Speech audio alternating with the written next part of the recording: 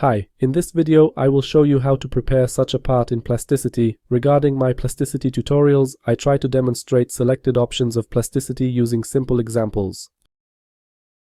Okay, let's start a new project.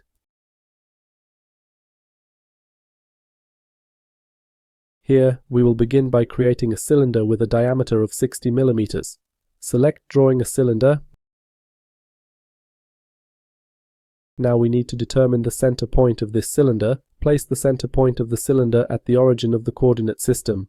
As you can see, I hovered the cursor over this point and a snap appeared. By clicking the left mouse button, I can place the center of the cylinder here. The snaps appear because we have the Enable Snapping option turned on.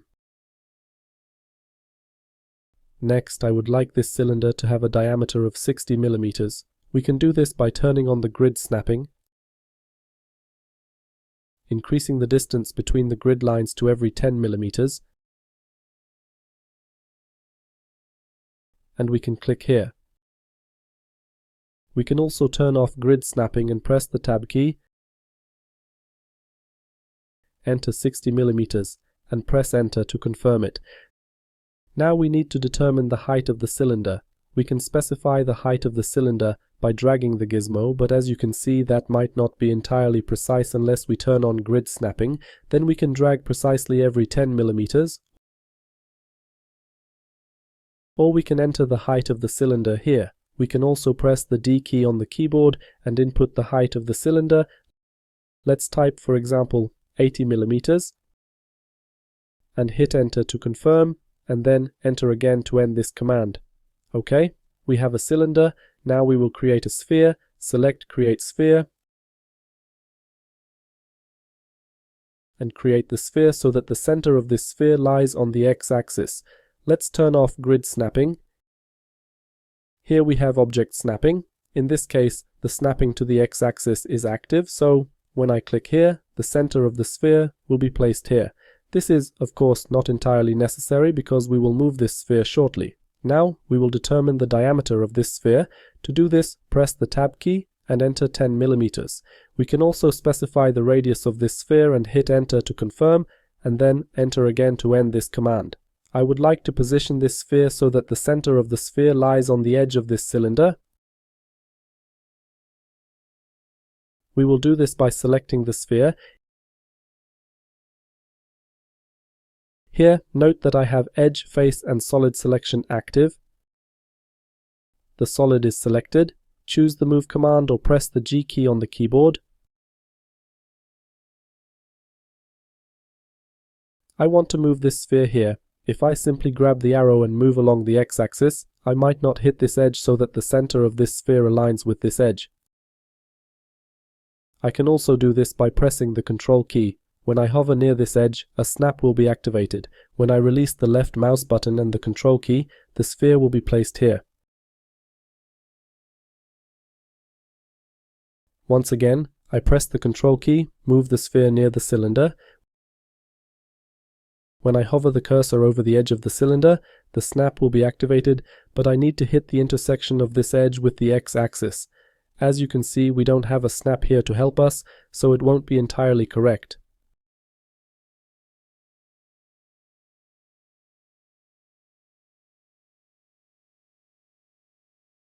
Okay, I release the left mouse button and the Control key. I will move the sphere back here. To do this in such a way that the center of the sphere is positioned on this edge, we can use the Freestyle command. I press the F key on the keyboard. Now we define the reference point that we will move. As you can see, we can define two such points. It can be the center of the sphere or a point located on the edge of the sphere, as if at the intersection with the x-axis. However, in this case, I want it to be the center of the sphere, therefore I click the left mouse button here.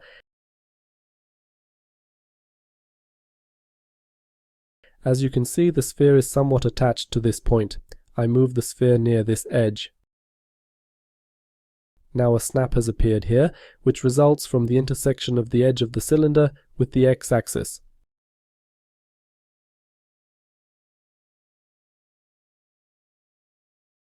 I click here and the sphere has been moved here. I click OK and we have something like this.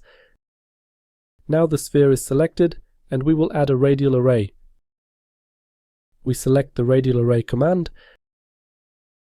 Next, we determine the center of the array and specify the number of elements. Let's add, for example, 15 elements here and click OK.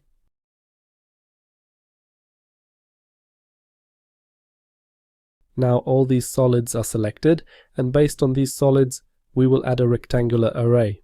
We choose the rectangular array command. We need to specify the direction of the array. As you can see, in this case, I would like to add this array upwards, so we get additional copies of these spheres along this cylinder. I can specify it only in the XY plane, and to make it easier, and to select the direction upwards, I click on this wall on this navigation cube.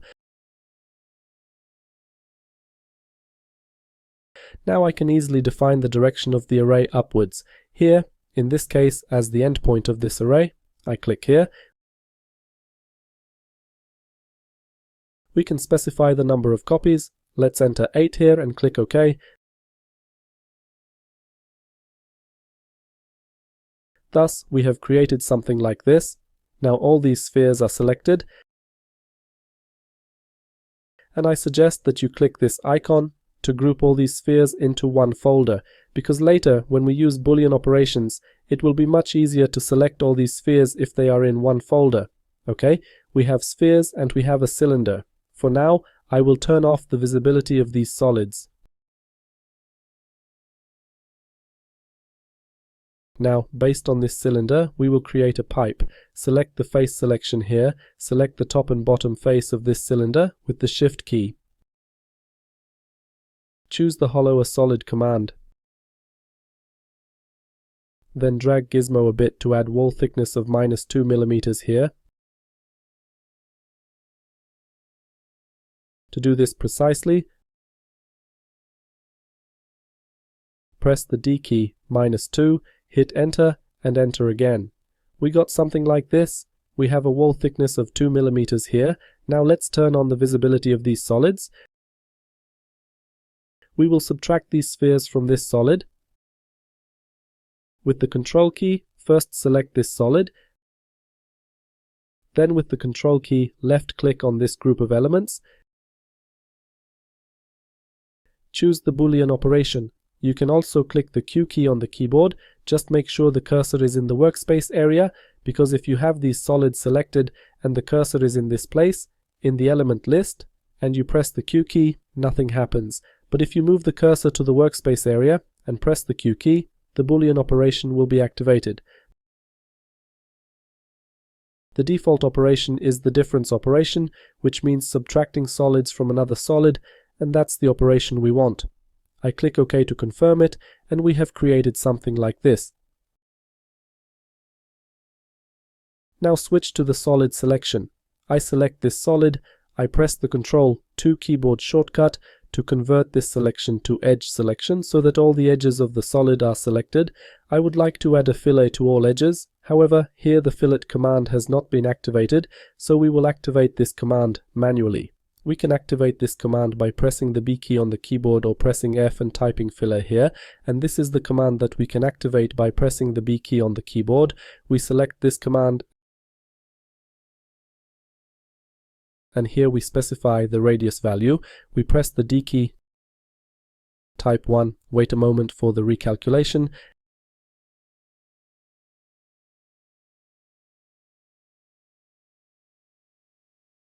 and click OK to confirm it. Here it seems to me that the radius value is a bit too large, so I press Ctrl Z to return to that moment. I press the B key to reactivate the fillet command and press the D key. I type 0.5, hit enter, and now it looks much better. I click OK. I turn off the visibility of the coordinate systems and grid. I will also turn off the X-ray mode and switch to this view.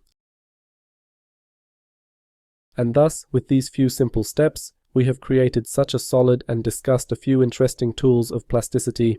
We will finish here. Thank you for watching, and please subscribe to this channel.